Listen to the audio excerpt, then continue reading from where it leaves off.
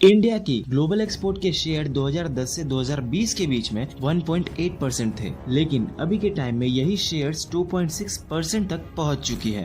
Hello friends, this is Sunny. Global trade में India की rank rise होती जा रही है। 2021 से ही इंडिया की गुड्स एक्सपोर्ट एशिया के अदर इकोनॉमी से बहुत ज्यादा बेटर हो चुकी है। आज के टाइम में वियतनाम की ग्लोबल एक्सपोर्ट के शेयर 1.5% है और वही इंडिया के एक्सपोर्ट शेयर 2.6%, जो कि वियतनाम से काफी ज्यादा बेटर है। लेकिन फ्रेंड्स, सोचने वाली बात तो ये है कि 2010 से 2020 के बीच में इंडिया के ग्लोबल एक्सपोर्ट के शेयर 1.8% और उससे भी कम थे। तो फिर अचानक से ऐसा क्या हुआ कि इंडिया की ग्लोबल एक्सपोर्ट के शेयर्स इतने ज्यादा राइज हो गए? आइए जानते हैं आज की इस वीडियो में। लेकिन उससे पहले अगर आप चैनल पे नए तो प्लीज चैनल को सब्सक्राइब और वीडियो को लाइक जरूर करें।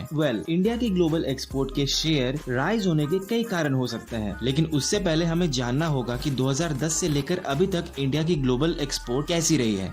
बात है 2010 की। 2010 के फाइनेंशियल ईयर में इंडिया ने एक्सपोर्ट इंडस्ट्री में नॉर्मल से 37.5% ज्यादा एक्सपोर्ट किया था, जो कि $246 बिलियन तक का रिकॉर्ड बनाया था, जिसमें पेट्रोलियम और इंजीनियरिंग गुड्स के कारण हायर एक्सपोर्ट में काफी हेल्प मिली थी। लेकिन फ्रेंड्स, जहां पर $246 बिलियन का रिकॉर्ड बना, वही गवर्नमेंट ने $200 बिलियन का ही टारगेट रखा था, जो कि इंडिया की ग्लोबल एक्सपोर्ट के लिए काफी प्रोग्रेसिव रहा। फिर आता है साल 2011, जिसके फाइनेंशियल ईयर के फर्स्ट क्वार्टर में इंडिया ने ग्लोबल एक्सपोर्ट में $108 बिलियन अचीव किया था। लेकिन इस साल एक्सपोर्ट टारगेट $300 बिलियन था और इस टारगेट को इंडिया ने आसानी से क्रॉस भी कर लिया था, जिस पर commerce and industry minister Anand Sharma ने कहा, I am happy to announce that India's export have crossed $300 billion in the last financial year. उसके बाद आती है साल 2012, जिसमें इंडिया का एक्सपोर्ट 6.97% राइज किया, वो भी मार्च के मंथ में। 2012 के सिर्फ मार्च के महीने में $30.8 बिलियन हुई थी। वही 2011 के सेम मंथ में $28.8 बिलियन हुई थी, जो कि पिछले साल से और भी बेटर था। बट फ्रेंड्स, यहाँ पर एक चीज नोटिस करने वाली बात यह है कि इंडिया ने ग्लोबल एक्सपोर्ट में ईयर टू ईयर काफी ज्यादा प्रोग्रेस किया और